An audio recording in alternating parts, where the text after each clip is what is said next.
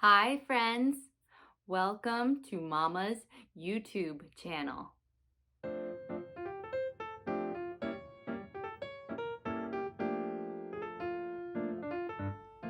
Today's book is called The Feels by Slumberkins, written by Kelly Arard with Callie Christensen, illustrated by Teresa Thompson.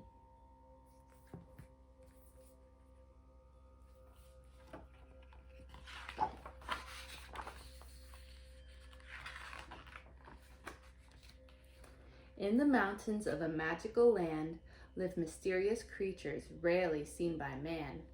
Each one was different, none were quite the same, each learning and living and growing each day.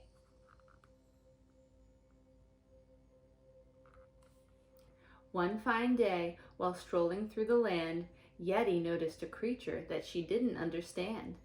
Alpaca seemed strong, seemed grounded and at peace. There was something about him that Yeti longed to be. Yeti looked at Alpaca and felt so at ease. She said, "You seem so calm. That's how I want to be."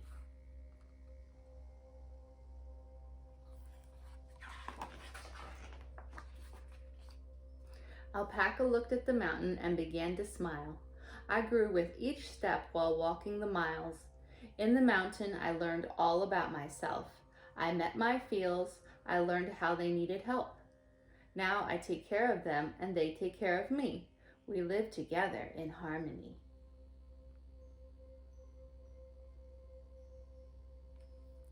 Yeti knew in that moment what she must do. The mountain was calling her to take this journey too. Words over the door, mountain in the center. Let's read them out loud to let Yeti enter. I take a deep breath. I feel it go in. Then breathe out, and my feet sink in.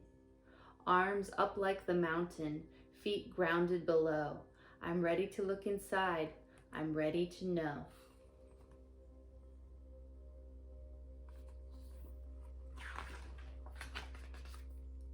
The door creaked open and revealed a long, dark hall. Wind billowing out. Now Yeti wasn't sure at all. She stepped inside and the door slammed closed. Now the only way out was to follow the road.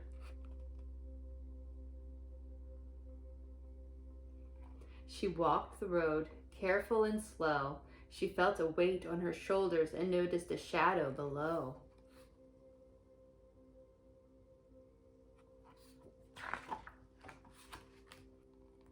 She looked to the left and jumped with a shriek. Scared Feel screamed too. Oh, what a sight! Both were hiding and shaking in fright. "What is that? Who is that? Don't hurt me!" Yeti took a deep breath and checked in with her heart. She knew Scared wouldn't hurt her, and so she stood up to start. "It's okay, Scared. I see you. I'm not a real threat. You can trust me. I won't hurt you. I'm glad that we've met." Scared looked up at Yeti. "But how do I know if I am safe or in danger just 'cause you say so?"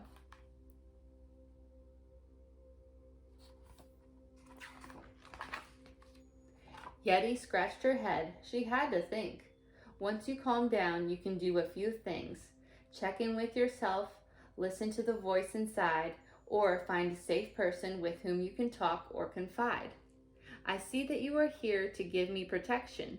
Thank you, Scared Feel, for showing me the direction. Scared took a deep breath and became small again. She would still be there to help every now and then.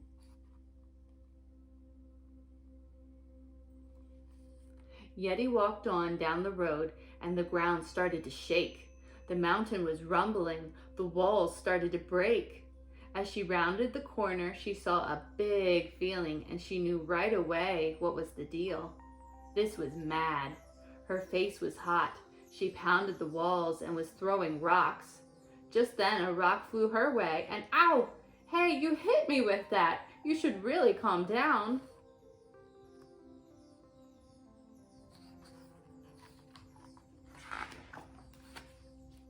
Mad yelled out loud, "I won't listen to you. Don't even try to tell me what to do." Yeti felt a big whoosh. Her head felt so hot. She wanted to yell, to hit, and to throw rocks. She took a deep breath. Take a deep breath. She counted to 4. 1, 2, 3, 4, and walked closer to Mad and threw rocks at the floor. She kept taking deep breaths and calmed down her thoughts until they were both throwing rocks at the same spot. They started to laugh and began to play. They both forgot what they were mad about anyway.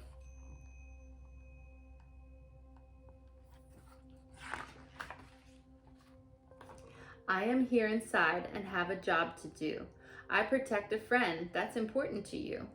Thanks for seeing me, for letting me pout, for throwing rocks and breathing in and out. Head that way. I'm sure you will find your friend on the road.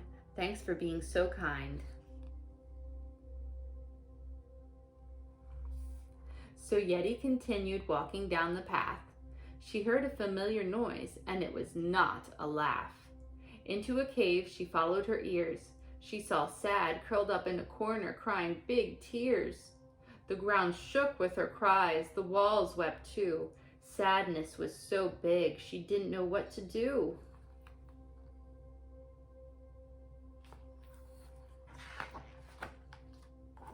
Sad made her feel down. It was hard to see her so blue. She needed a friend to help get her through. She took deep breaths and reached out Sad's way, touched her back softly, but didn't know what to say. Sad turned around with tears in her eyes. Yeti opened her arms. They both hugged and cried. Sad could barely talk, but Yeti knew there were things that would hurt her, and she needed love too. Sad whispered a secret in Yeti's ear, then pointed her onward, waved, and disappeared.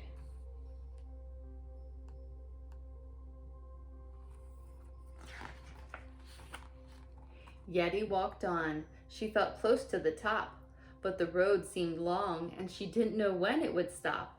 Her thoughts started to race. The end wasn't in sight. How much longer would this take? Her chest began to feel tight. She twisted her hair. She forgot which way to go. She felt someone near, then saw worry below.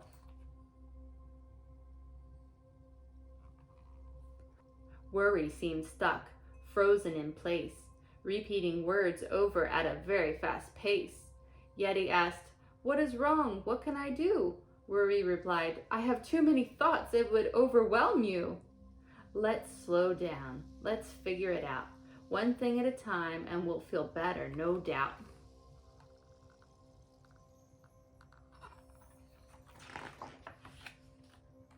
They each took a breath and sat side by side, wrote it all out, and got organized. Once they got it all out, it looked like a map, a list of tasks they could do in a snap. I get worried, you see. I want to help out, but I get overwhelmed and I have all this doubt. Thank you for helping. I felt stuck in my head. Now there's a plan and I don't feel so much dread. I'm feeling so much better, so head that way, meet the last feel and see what they say.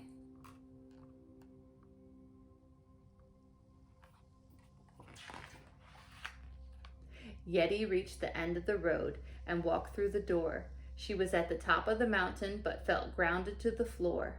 She looked out over the land, breathed in and out, and wondered what lesson her last friend was about. From a far distance, she heard someone speak.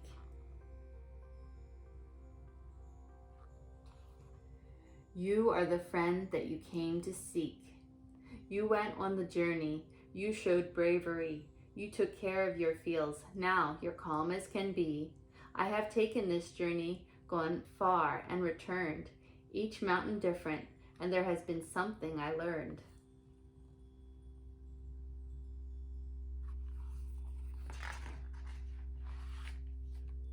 I can see you have started. You climbed this mountain today.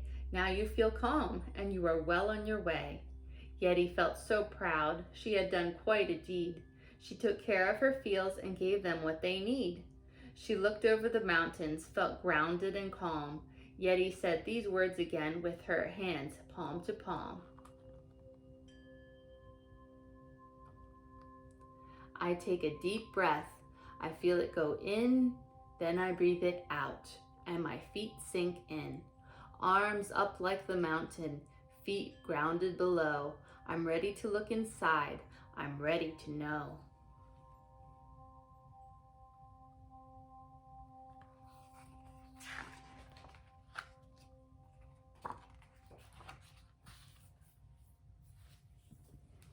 Book all done.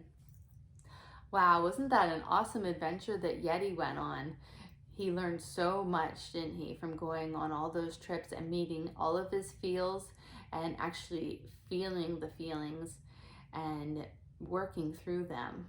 That was really amazing to see. And I think that personally, I would love to look through this book every time I have a feeling that is overwhelming me. I'm going to take the book and look at the feeling, and I'm going to work through it. How about you? Do you think that it was helpful to you? If you like this book, then I hope that you'll give it a thumbs up. And there's going to be more Slumberkins readings coming up in the near future, so keep a lookout. Click on the subscribe button and you'll be sure to see the rest coming. Have a great day, everyone. Bye.